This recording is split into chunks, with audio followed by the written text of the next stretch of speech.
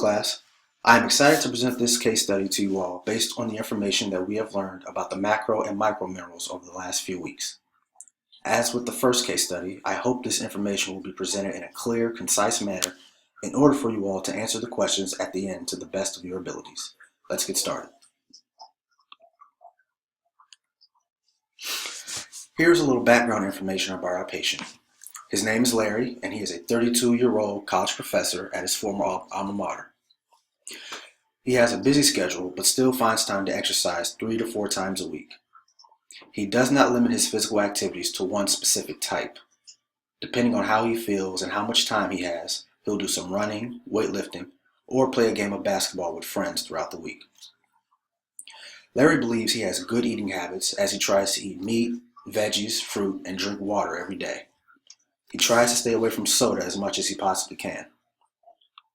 After his latest visit to the doctor, Larry found that his BMI is currently 23.2. This is an example of Larry's daily dietary intake. Larry tries to eat a minimum 4 times a day and only drinks juice with breakfast. He tries to eat home-cooked food 6 days out of the week, but will reserve 1 day for eating out. He tries to limit his grain intake in order to keep his weight down, but will get his carbohydrates from other sources. As mentioned on the previous slide, Larry believes he has good eating habits, and because of his well-balanced diet plan, he does not feel the need to take any dietary supplements.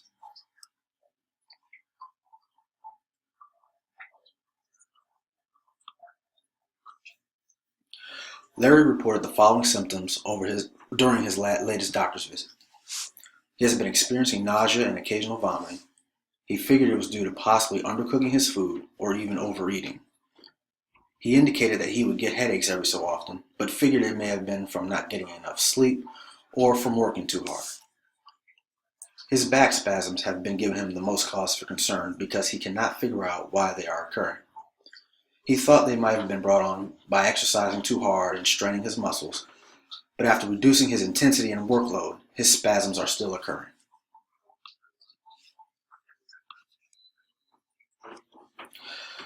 Larry has had Crohn's disease since he was a child. He manages it by taking 4 grams of azulfadine every day as prescribed by his physician. Shortly after college, he had seen his blood pressure rise off and on and had been prescribed 50 milligrams of hydroton daily.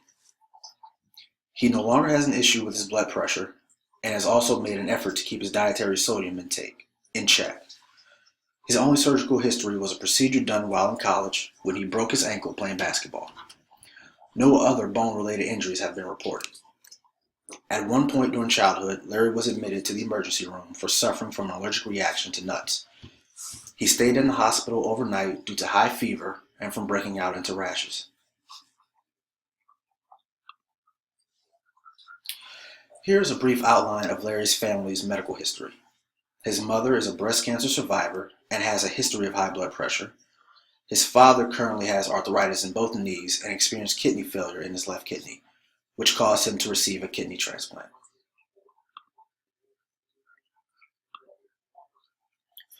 Now, after learning a little bit about Larry, here are the following questions I have for you.